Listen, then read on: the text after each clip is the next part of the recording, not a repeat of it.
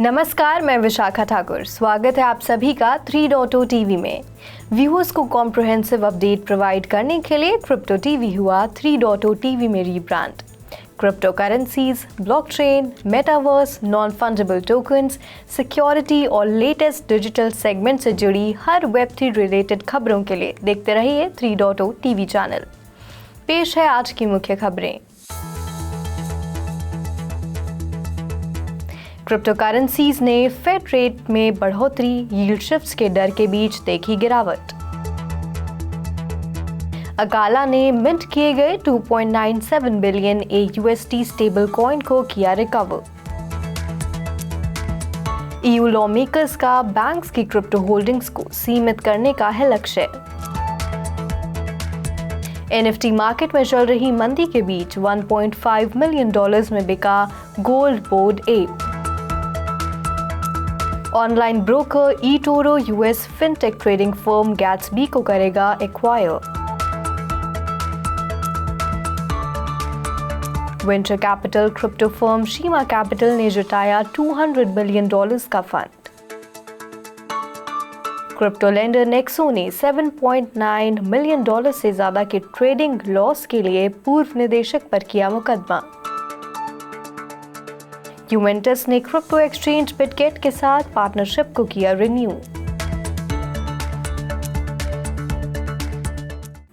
और अब खबरें विस्तार से। क्रिप्टो करेंसी ने गुरुवार की सुबह के ट्रेड्स में गिरावट देखी।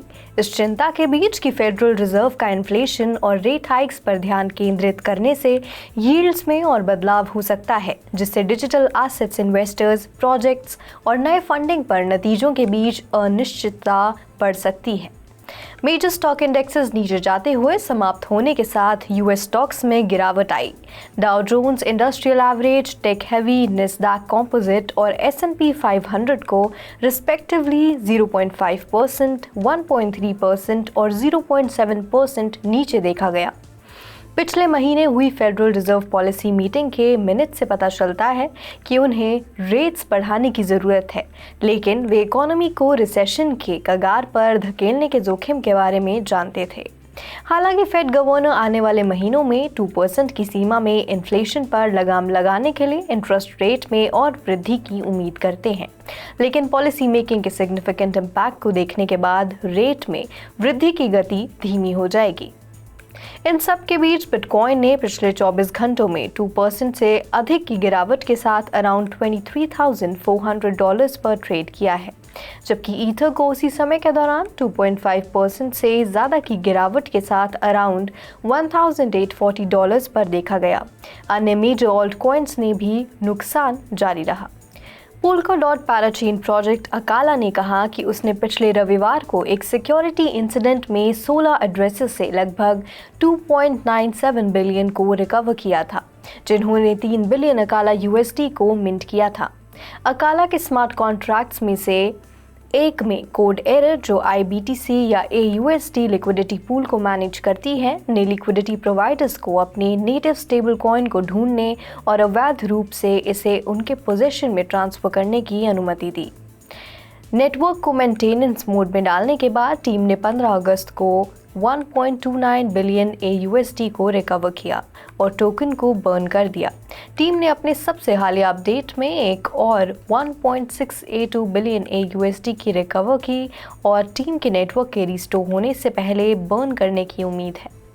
बुधवार को पेश किए गए proposed modified financial services bill से पता चलता है कि यूरोपियन यूनियन बैंक्स को क्रिप्टो करेंसी के संपर्क में आने से ऐसी होल्डिंग्स और FD कैपिटल रिक्वायरमेंट की सीमा का सामना करना पड़ सकता है।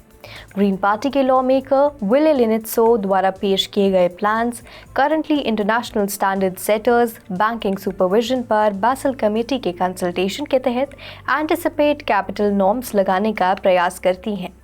विचाराधीन योजना बैंकों की उन वर्चुअल एसेट्स का उपयोग करके उधार देने की क्षमता को प्रभावी ढंग से रिस्ट्रिक्ट करती है, जो करंटली क्रिप्टो के रूप में उनके पास हैं, जिन्हें अनावश्यक रूप से वॉलेटाइल और स्पेक्युलेटिव माना जाता है। बोर्ड एप यॉट क्लब के फैन ने एक बोर्ड एप NFT पर $1.5 मिलियन खर्च किए हैं। West.eth, जो खुद को अपने ट्विटर बायो में एक इन्वेस्टर के रूप में डिस्क्राइब करता है, उसने अपने पहले से ही 2 वॉलेट्स में रखे युगा लैब्स मर्चेंडाइज के एक्सटेंसिव कलेक्शन में बोर्ड एप #5383 को ऐड किया है। डेटा से पता चलता है कि गोल्डन कलर के बोर्ड एप सेलर ने पिछले साल 1 अगस्त को $242,000 में एप खरीदने के बाद लगभग 682 ईथर का अच्छा प्रॉफिट कमाया है। रीसेंट मंथ्स में एनएफटी के लिए ट्रेडिंग वॉल्यूम में गिरावट के बीच मार्केट की मौजूदा स्थितियों के बावजूद खरीदारी की गई थी। eToro, जो एक ऑनलाइन ब्रोकरेज सर्विस है, ने यंगर यूएस बेस्ड इन्वेस्टर्स को आकर्षित करने के लिए अपनी एक्सपेंशन स्ट्रैटेजी के तहत विकल्प ट्रेडिंग प्लेटफॉर्म गैट्सबी को खरीदने की योजना की घोषणा की है। ट्रांजैक्शन का मूल्य $50 मिलियन कैश और कॉमन स्टॉक में है। गैट्सबी ने इससे पहले मार्च 2021 में सीरीज ए फंडिंग राउंड के दौरान $10 मिलियन जुटाए थे। यूथ्स को कमीशन फ्री ऑप्शंस और स्टॉक ट्रेडिंग की पेशकश करने के लिए जेफ मायर्स और रियान बिलांगसाले द्वारा 2018 में स्थापित गैट्सबी यूनाइटेड स्टेट्स में अपने प्रयासों को डाइवर्सिफाई करने की कोशिश कर रहा है। शीमा कैपिटल ने अर्ली स्टेज के वेब3 स्टार्टअप्स को सपोर्ट देने के लिए अपने पहले वेंचर कैपिटल फंड के लिए $200 मिलियन जुटाए हैं। शीमा कैपिटल फंड प्री सीड और सीड स्टेज इन्वेस्टमेंट्स पर फोकस करेगा।